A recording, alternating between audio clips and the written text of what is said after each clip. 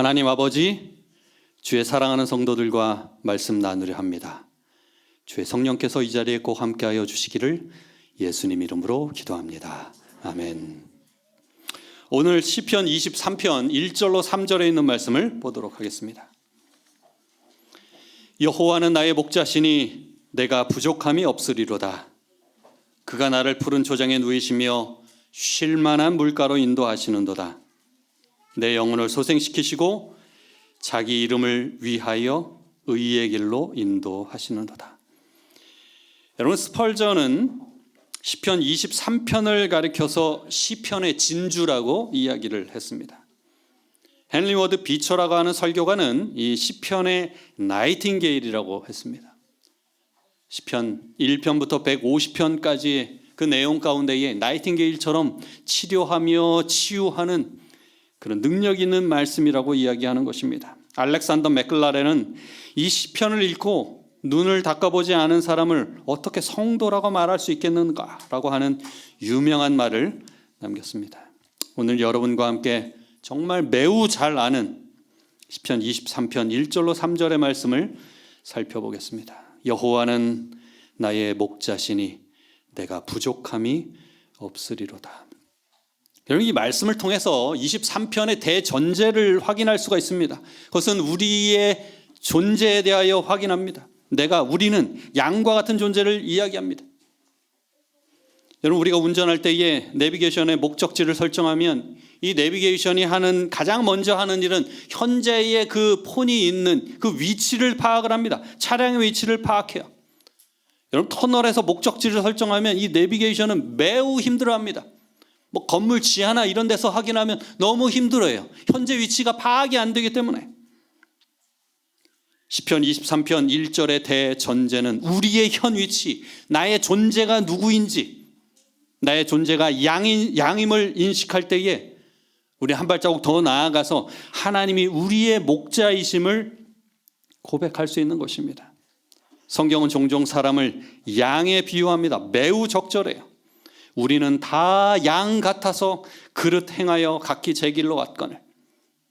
그러하면 주의 백성 곧 주의 기르시는 양된 우리는, 시편 95편의 대저전은 우리 하나님이시여 우리는 그의 기르시는 백성이며 그 손의 양이라. 시편 100편 여호와 우리는 그의 것이니 그의 백성이여 그의 기르시는 양이로다. 양. 양은 어떤 특징을 갖고 있을까요? 한 3가지 정도로 정리를 했습니다. 첫 번째는 양은 방향 감각이 없는 동물입니다. 사람도 좀 방향 감각이 좀 좋은 사람이 있고 길을 굉장히 힘들게 찾는 사람이 있습니다. 제가 전에 목회했던 성남의 어느 교회에서 택시 운전하는 장로님이 계셨는데 그분은 거의 길치예요. 택시기사인데 길눈이 어두워. 그 부인은 운전면허가 없어요. 근데 길을 기가 막히게 알아요. 길눈이 어두운 택시기사, 무면허지만 길눈이 밝은 부인. 제가 충청도에 어느 복숭아밭에 이제 교인들이 다 이렇게 소풍처럼 갔습니다. 다 도착했는데 그 가정만 한 30분 뒤에 도착해요. 막 서로 얼굴이 울그락불그락 해가지고 얘기하는 것입니다. 안 봐도 비디오죠, 그렇죠? 차 안에서 어떠한 일이 있었을까? 이 길이 아니라 그랬는데 막 이렇게 하면서 그분은 또 머리 극적극적하면서. 문제 드리겠습니다. 강원도 동해안에는 많은 해수욕장이 있습니다. 그 중에 동해안 3대 해수욕장은 어디일까요? 이거 초성이 있는데 초성 없이 맞추면 대박인데요. 안 할래요. 예준이 어머님이시죠? 허허. 미음 시옷 히읗 시옷 이응 지읒 시옷 시옷 히읗 시옷. 이정남 집사님? 망상해수욕장, 속초해수욕장, 경포해수욕장. 이분이 해수욕장 전문가신데요. 정답입니다. 야, 집사님 요 3 해수욕장 중에 가보신 데 있으세요? 다 가봤어요. 수영복 입고. 훌륭하십니다. 네. 망상, 속초, 경포. 저도 다 가봤네요. 제가 왜 이 이야기를 하는가 하면 제가 여러 해 전에 동해에서 목회를 할 때에 그 망상 해수욕장에 있는 널찍한 카페를 빌려가지고 야외 예배를 드리게 되었습니다. 그러니까 망상 해수욕장이 그 교회보다 북쪽, 그러니까 동해를 기준으로 하면 강릉 방향에 있었습니다. 그래서 저는 교우님들 차량 운행을 위해서 먼저 출발했고 집사람은 이제 뒤이어서 출발하기로 했습니다. 저는 벌써 이제 망상 해수욕장 야외 예배 장소에 도착을 했고 시간이 되어서 이제 안식일 학교가 시작되었습니다. 근데 진작에 도착해야 할 저희 집사람이 보이지 않는 것입니다. 교과 공부가 진행될 때 혹시 몰라서 전화를 했더니 무척 당황한 목소리가 들려왔습니다. 지금 삼척을 지나 울진으로 가고 있는데 어떻게 해야 할지 모르겠어. 내비게이션을 켜고 운전하는데 이 고속도로를 진입하던 중에 새로 개통한 동해고속도로 진입로에서 잘못 들어가가지고 반대 방향 남쪽으로 경북 울진을 향하여 하염없이 달려가고 있었습니다. 이 오수미 선수는 설교 예배가 거의 마칠 때쯤 도착하였습니다. 양은 여러분 방황하는 존재입니다. 모든 동물들이 자기 집을 쉽게 찾아오지만 양만큼은 자기 집을 찾아오지 못합니다. 그래서 양몰이 개가 있죠. 보더콜리나 셰퍼드가 있죠. 그리고 목동도 있습니다. 그 휘하에서 양을 인도하며 집으로 인도하는 것입니다. 염소몰이개 들어보셨습니까? 염소는 자기가 알아서 집 다 찾아옵니다. 두 번째, 양은 여러분 대단히 무력한 존재입니다. 대부분의 동물들이 어느 정도 자기를 지킬 수 있는 자구책이 다 있습니다. 보호색을 갖고 있든지 아니면 자기 신체의 일부를 활용하여 무기로 사용합니다. 그럼 얘기를 할 거예요. 양도 뿔이 있는데. 여러분, 양도 뿔이 있고 염소도 뿔이 있습니다.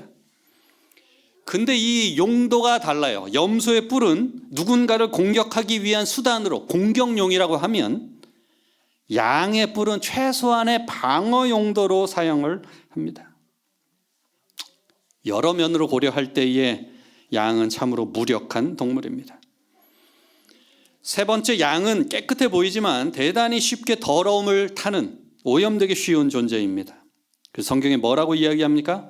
우리는 다 양 같아서 그릇 행하여 각기 제 길로 갔다라고 이야기를 합니다. 방향 감각도 없고요, 무력하고 오염되기 쉬운 존재이고, 문제투성이인 이 양의 실제적인 그 문제는 혼자 있을 땐 문제지만 목자를 만나는 순간 깨끗이 그리고 완벽하게 해결이 됩니다. 양이 그 목자 곁에 서서 그의 인도를 받게 되면 양은 길을 잃어버릴 염려가 없습니다. 목자가 그 곁에 있어준다면 양은 보호받을 수 있고요, 더러워진 그 양을 깨끗하게 할 수 있는 능력이 바로 목자에게는 있습니다. 오늘날 현대를 살아가고 있는 많은 사람들의 목자 누구입니까? 현대인들의 시편 23편은 이렇게 시작될지 모르겠습니다. 전능한 현금은 나의 목자시니. 이거 지금 현금 생각해도 다 기분이 좋아지잖아요. 현금 좋아요, 안 좋아요? 여러분, 명절에 어르신들이 가장 좋아하는 선물이 바로 현금입니다. 몇 해 전에 한복그룹 정태수 회장의 넷째 아들 정한근 씨가 해외 도피 21년 만에 파나마에서 잡혀서 압송되었습니다. 21년 동안 숨어 지냈습니다. 결국엔 돈 때문이었어요. 횡령한 돈이 322억이라고 합니다. 그럼 대기업 총수들이 대통령의 말 한마디에 수십억, 수백억씩 이렇게 뜯기고, 그 다음에 정권 바뀌고 나면 또 이렇게 고문 힘들게 어려움 당하기도 하고. 왜 그렇게 많은 돈을 이 정치권에게 주는가? 바로 이렇게 하지 않으면 더 많은 돈을 빼앗길 수 있다는 그런 두려움, 불안감 때문입니다. 현금 좋아하는 요즘의 사람들, 그럼에도 불구하고 끝없는 목마름과 갈증 속에 헤매고 있습니다. 어떤 사람은 섹스는 나의 목자시니 성적 만족을 얻기 위하여 여기저기 이 사람 저 사람 기웃거립니다. 더 크고 더 자극적인 쾌락을 찾아 헤매지만 여전히 그 인생의 목마름은 갈수록 커지기만 합니다. 또 어떤 사람은 권력은 나의 목자시니. 여러분 20대 국회의원이었던 이 이상돈 바른미래당 전 의원이 그 다음 21대 국회의원 선거에는 출마하는 것을 포기했습니다. 그가 중앙대 법대 교수 시절부터 정치권에 꽤 이렇게 쓰디쓴 이야기를 했습니다. 언론사와 이런 말을 하였습니다. 마약도 이런 마약이 없다. 한 번만 국회의원하고 본업으로 돌아간다던 사람들이 돌아갈 마음이 전혀 없다. 한번 맛들이게 되면 이 헤어나올 수 없는 것입니다. 권력의 셈은 결코 인간의 목마름을 충족시킬 수 없습니다. 근데 시편 기자 다윗은 이렇게 고백합니다. 여호와는 영원한 지존자, 스스로 계신 하나님이시며 전능하시고 전지하신 그 하나님은 나의 목자시니 내게는 부족함이 없습니다. 내가 원하는 그 모든 바가 충족이 되어서가 아니라 소유의 근원이신 그 하나님을 소유하였기 때문에 이렇게 고백할 수 있는 것입니다. 제 어릴 때 모습입니다. 빵모자 딱 썼잖아요, 그렇죠? 어릴 때부터 고등교육을 받았어요. 저희 집사람은 이런 사진 없습니다. 네, 저 3년 동안 유치원 다닌 사람이에요. 좀 달라 보이지 않습니까? 저희 집사람은 그냥 집에서 가정교육 더 좋아 보이는데. 제 아들입니다. 닮았죠? 누가 더 나은 것 같아요? 우리 부목사님이 이제 발령 났다고 지원이요 이렇게 얘기하는데 여러분 제가 한 5살쯤 되었을 때에 어느 일요일에 낮잠을 자다가 깨어보니까 집에 아무도 없었습니다. 이럴 때 어떻게 해야 돼요? 울어야 됩니다. 그냥 막 우렁차게 울었습니다. 한참 울었어요. 보통 스토리상 이 정도 되면 어느 정도 울다 보면은 누군가가 이제 딱 나타나고 이렇게 딱 해피엔딩이잖아요, 그렇죠? 근데 안 와도 너무 안 오는 거예요. 그래서 정말 울다 지쳐가지고 눈물이 말랐어요. 이제 마루에 걸터 앉았습니다. 그때 저희 집이 대지가 500평이었습니다. 그래서 주변의 동네 사람들은 그 마당 넓은 집이라고 이렇게 통했습니다. 무지하게 넓어요. 그 땅이 어디가 있는지. 근데 아무튼 그 마루에 걸터 앉아가지고 둘러보면서 이제 이 험한 세상을 어떻게 살아가야 하나 그런 심정으로 멍하니 있었습니다. 근데 엄마가 이제 막 굉장히 상기된 표정으로 막 달려오셨어요. 알고 봤더니 외삼촌 집이 이제 이사를 하게 돼서 가족들이 다 가서 좀 이제 돕기 위해서 갔던 건데 제가 때마침 이제 낮잠을 자니까 재빨리 그 일 마치고 돌아와야 되겠다 했는데 생각보다 일은 진행이 늦어졌고 저는 생각보다 빨리 깼던 거고. 여러분 젖 먹는 아이는 엄마가 없으면 울며 보챕니다. 그러다가 엄마가 돌아오면 아이는 울음을 그칩니다. 아직 엄마 젖을 먹지 않았지만 엄마가 자신의 곁에 있다는 것을 확인하는 것만으로도 아이는 울음을 거치고 생글생글 좋아합니다. 여러분 여호와 하나님을 자기의 목자로 삼은 그 인생의 고백이 이렇습니다. 하나님은 나의 목자시니 내게 부족함이 없습니다. 여러분 하나님을 나의 목자로 받아들인 사람 그리고 그 하나님을 자기의 목자로 고백하는 그 순간이 성도들의 새로운 출발이 이루어지는 그 출발 지점이 됩니다. 하나님을 자기의 목자로 발견하고 그분 앞에 자기의 생애를 온전히 의탁하고 그분의 인도를 경험하는 그 순간이 성도의 삶의 멋진 출발 지점이 되는 것입니다. 2절 말씀 보면 그가 나를 푸른 초장에 누이시며 쉴 만한 물가로 인도하시는도다.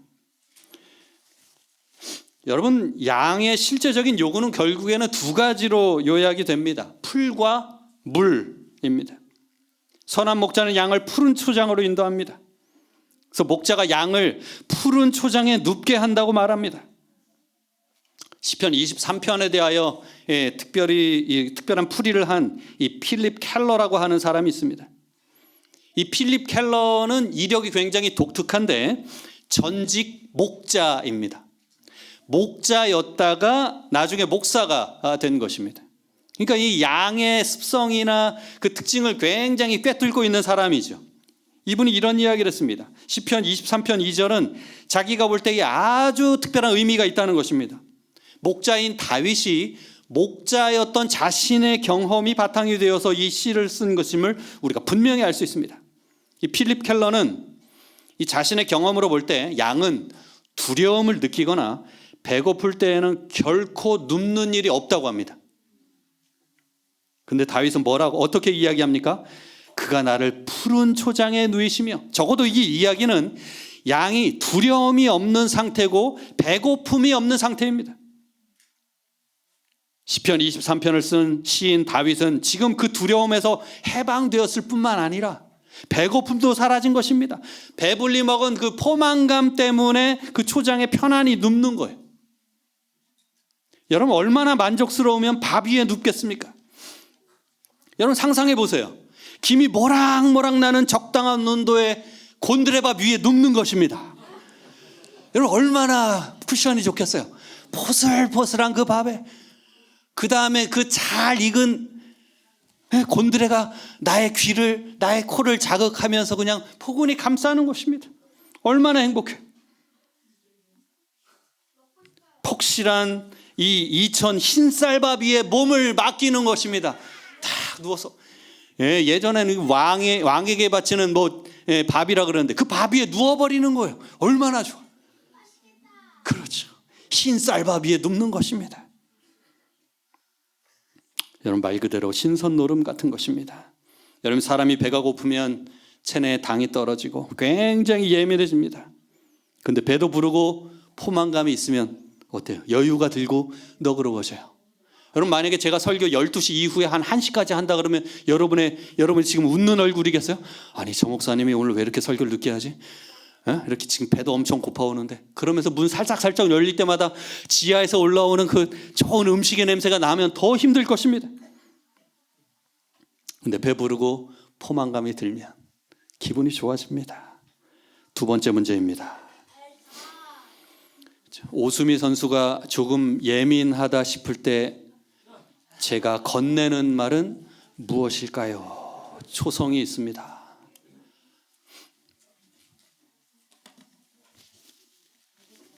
자, 손을 들고 말씀하시기 바랍니다. 예, 우리 정은숙 집사님. 혹시 배고파? 당 떨어졌어? 혹시 배고파? 당 떨어졌어. 정확합니다. 아유. 그러다가 초콜릿을 먹거나 밥을 먹거나 그 허기가 달래지게 되면 저희 집사람들이 굉장히 이제 여유 있는 얼굴이 됩니다. 여러분 시편 23편 2절에 목자는 그를 푸른 초장에 누이고 우리를 잔잔한 물가로 인도합니다. 솟구치는 물가가 아니에요. 잔잔한 물가예요. 이 잔잔한 물가의 이미지는 어떻습니까? 평화, 안식, 평안 이런 거예요. 여러분 히브리어로 샬롬이 바로 평안입니다. 이스라엘 사람들에게 있어서 인간이 누릴 수 있는 최고의 상태, 가장 행복한 상태가 바로 샬롬입니다. 그래서 샬롬이라고 인사하는 거예요. 우리 옆 사람과 한번 샬롬 인사해 볼까요? 옆 사람과 샬롬. 우리 박성규 장로님이 샬롬 매니아신데 샬롬. 사람이 누릴 수 있는 가장 행복한 것, 하나님의 임재하신 결과로 나타난 그 충만한 상태입니다. 그리고 샬롬은 온전히 하나님께로부터 오는 선물입니다. 이 단어는 1차적으로 분쟁이 없는 국가적인 평안이고, 두 번째 개인적으로는 질병과 고통이 없는 완전한 상태, 바로 샬롬입니다. 여러분 이것이 예수님을 통하여 하나님 안에 거할 때에 누릴 수 있는 성도들의 확실한 경험이 되는 것입니다. 우리가 예수님 안에서 하나님을 아버지라고 믿고 고백하면 그분이 우리에게 샬롬하게 해주시는 거예요. 요한복음 14장에 평안을 너희에게 끼치노니 곧 나의 평안을 너희에게 주노라. 내가 너희에게 주는 것은 세상이 주는 것 같이 아니하니라. 너희는 마음에 근심도 말고 두려워하지도 말라. 마태복음 11장 28절 수고하고 다 함께 읽어볼까요? 시작.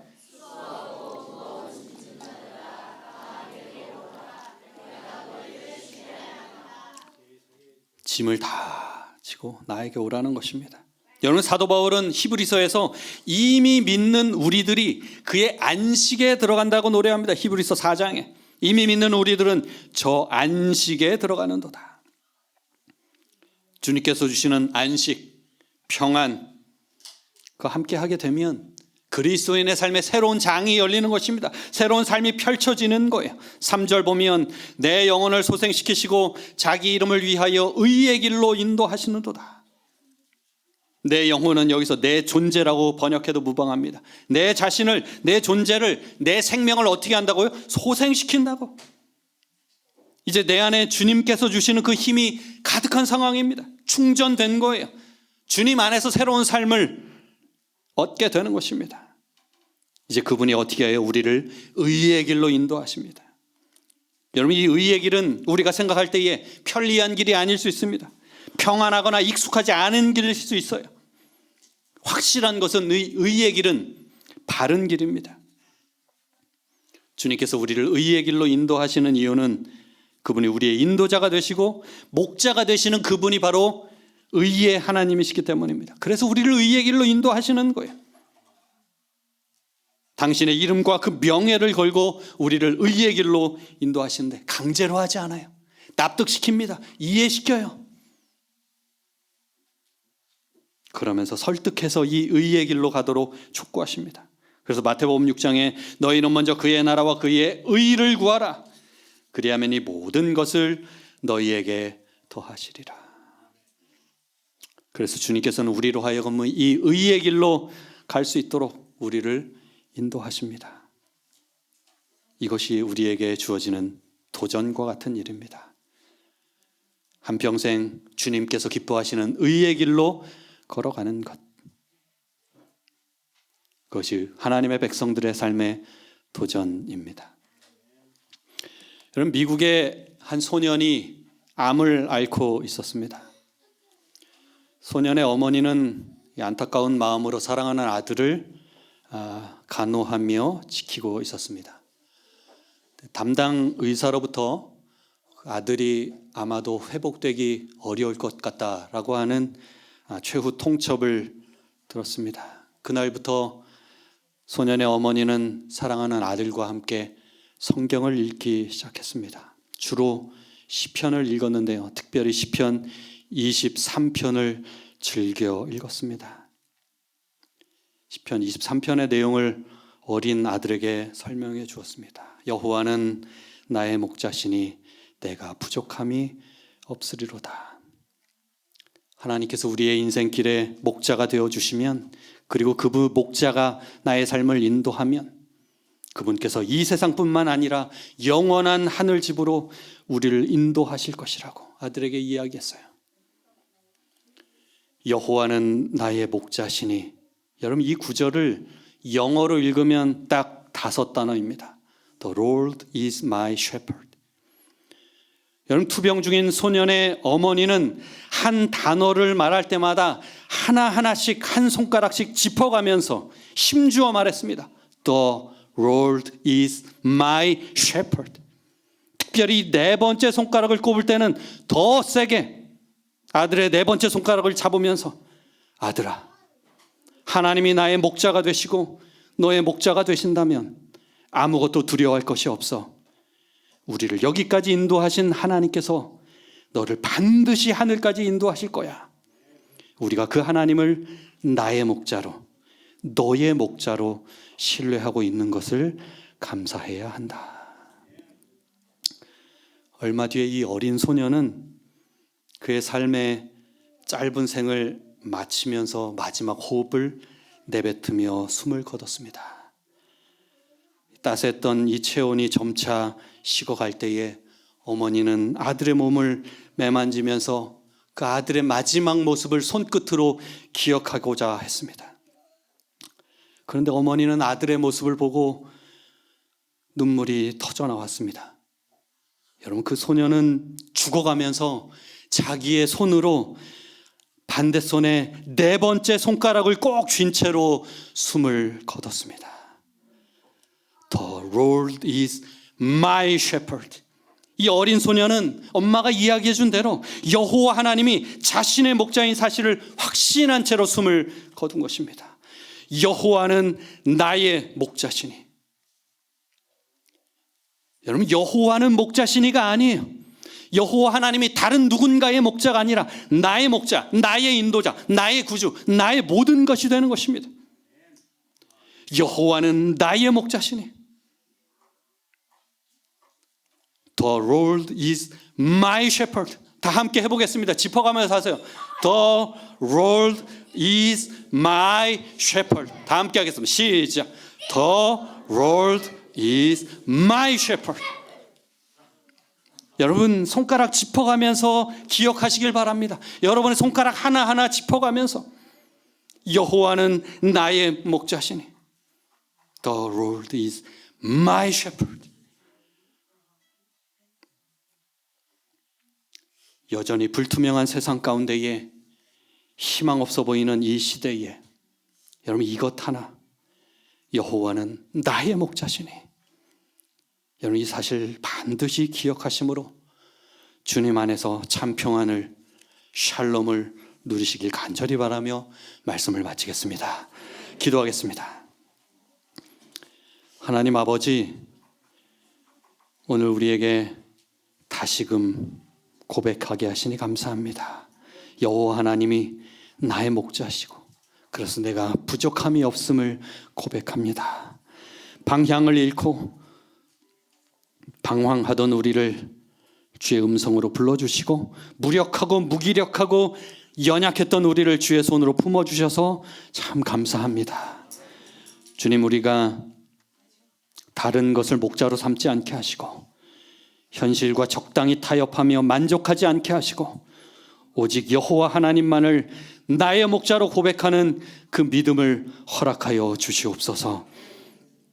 주님, 스리랑카 봉사대로 가는 29명의 대원들의 발걸음 지켜주시고 보내는 자인 우리 모든 성도들의 무릎과 손길에도 축복하여 주시옵소서.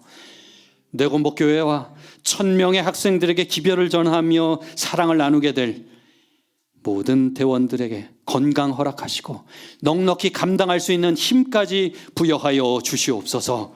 우리 모든 성도들이 오늘도 내일도 그리고 영원히 여호와는 나의 목자시니 이 고백 안에 살아가게 하시고 이 고백 붙들며 살아감으로 말미암아 죽음도 결코 두려워하지 않는 담대한 믿음의 백성 되게 하여 주시옵기를 지금도 여전히 살아계신 예수님 이름으로 간절히 기도드리옵나이다. 아멘.